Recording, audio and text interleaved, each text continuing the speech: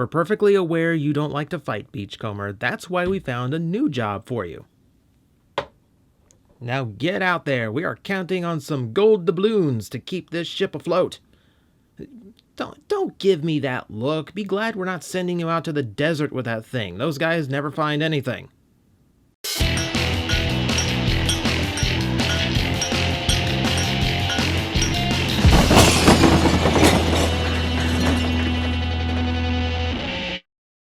After so many other G1 mini-bots finally got new Legends toys, now, at long last, it is Beachcomber's time in the sun. Welcome to the modern Titan's Return toy line. And that, for Legends, just means you get to have a cockpit. But otherwise, they're pretty much the same style of Legends or upscaled mini-bots that they've been releasing for quite a while, which means you should fit in quite nicely with a collection of them. So, the first actual G1 Beachcomber toy that I can remember since the original Legends class, which is now the Legion class, and since then it's been since like G2.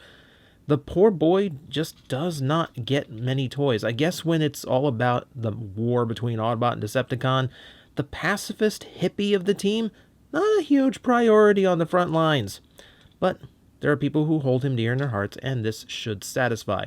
He is done up in a vaguely G1-ish style of his original, I'm going to say dune buggy, but that will get called out because I know it's not technically a dune buggy of sorts. I don't know vehicles, which is weird if you know my family, who is all car nuts. But yes, he is done up just like the original in a classic shade of blue with plenty of gray going throughout, especially in the rear and the roll cage, and black wheels no less. Also painted rims on the wheels, which is rare and done up at the Legends class. It makes me happy to see.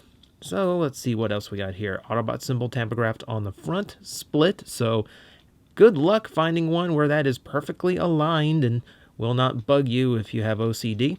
You have a little bit of black detailing there, just as I guess stepping up onto the vehicle to get into the cab section. A little bit of silver on the back. This whole section back here is actually heavily painted over in that gray. If you look, you know, it's actually cast in blue. You can actually see it a little bit in there. I don't mean his head.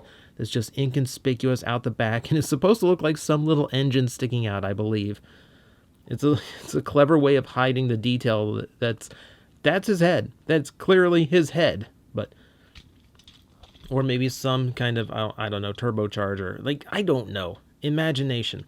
But yeah, this whole section is a ton of gray paint in order to make the color look right. It's almost as if they wanted him to be another character at some point, and that's just how the molding worked, because it's really lavishly painted on there, and we'll see more when we get to the robot. I can't even show the underside, because that's basically the robot mode of this toy.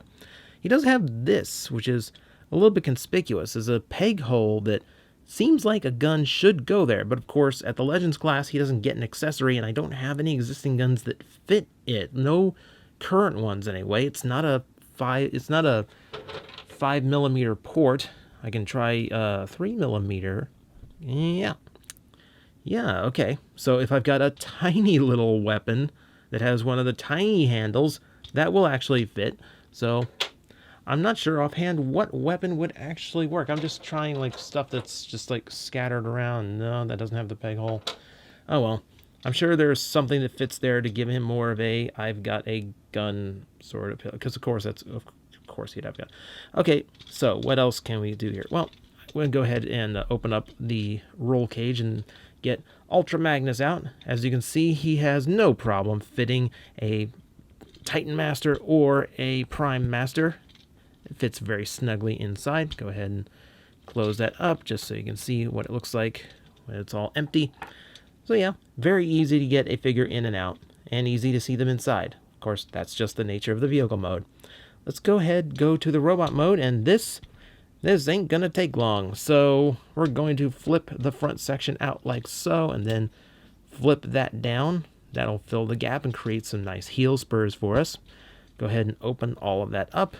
Come up here to the top, where we can unpin the arms from the side and squeeze everything together, and guess what? We're done. We are basically done. We will go ahead and fold that down just to make it flush to the back. But as quick and simple as that, we have our completed Beachcomber in robot mode. He's about one step from a one-step transformer. Exceptionally simple and clean design, give it that. And yeah, very G1 accurate design, but if you are looking for complexity and transformation or the puzzle aspect of a transformer, look elsewhere. Definitely look elsewhere. This toy, it ain't got it. Alright, but let's see what it does got. We take a look at the head sculpt. He is very much the G1. He's, I want to say geologist, but I think it's something else as I try to get dog hair off of there. My new dog sheds like, I don't know, like a thing that sheds a lot. So, yeah, he's done up very simply. He's got his classic visor with a downward slope to it, which is a little bit odd, but that's Beachcomber, He's taken a side in a war that he is completely pacifistic about in the first place. He's very nature, very natural, which is weird coming from someone who is born on a big steel planet, but hey, that's his bag, and do not shame him for it. So looking at the form, his proportions are fairly fine, maybe a slightly long in the torso, or narrow or short in the legs. I can't really determine which, but the proportions for a mini-bot style character, not bad. I'm not complaining about that, really. It's not a bothersome thing to me. We do have a ton more gray going on here in the torso. Now here's the point. Here's what I was talking about before. More dog here. So he's got painted fists all the way around in order to make them gray. Okay, that's not too unexpected, but we're going to take a look here. Notice the plastic is just slightly different on the hips and the pelvis section than it is on the torso. So this is where we can tell what's painted and what's not. And you'll notice everything here is painted. This entire upper section is painted. Its entire top half of his body is painted over completely in gray, with just a few highlights of blue left unpainted.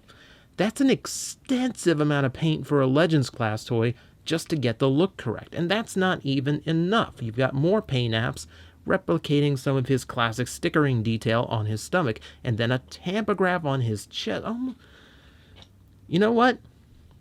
It seems like all of these Legends toys tend to balance themselves out in some way, shape, or form. You get some weird proportions on Seed Spray, but he comes with an accessory. You got a very small figure in Slash, but she has a very interesting transformation for her size class.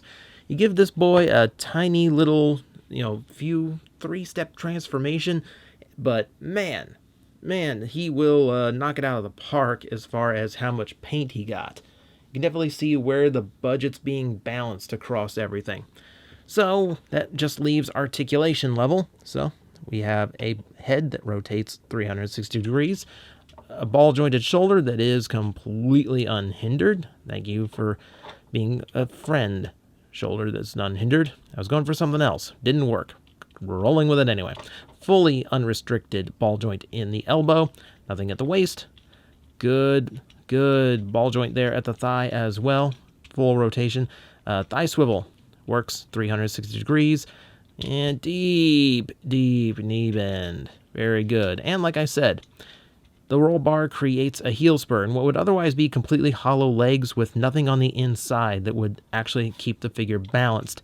That was an issue with toys in the past. For Titan's Return and Power of the Primes figures, I've noticed, they've done far better at actually making sure these toys could stand up, even though they have transformations that would traditionally leave them hollow and unbalanced in the legs. So that's really good.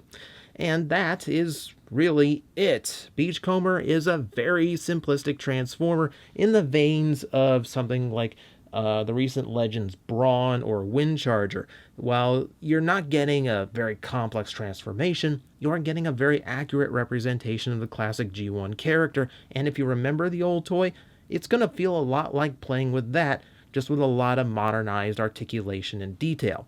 For a lot, that's not such a bad thing, and I guess since many of the mini-bot molds for Legends do kind of run in that vein, it's not necessarily a downside to the toy, or at the very least shouldn't be viewed as such.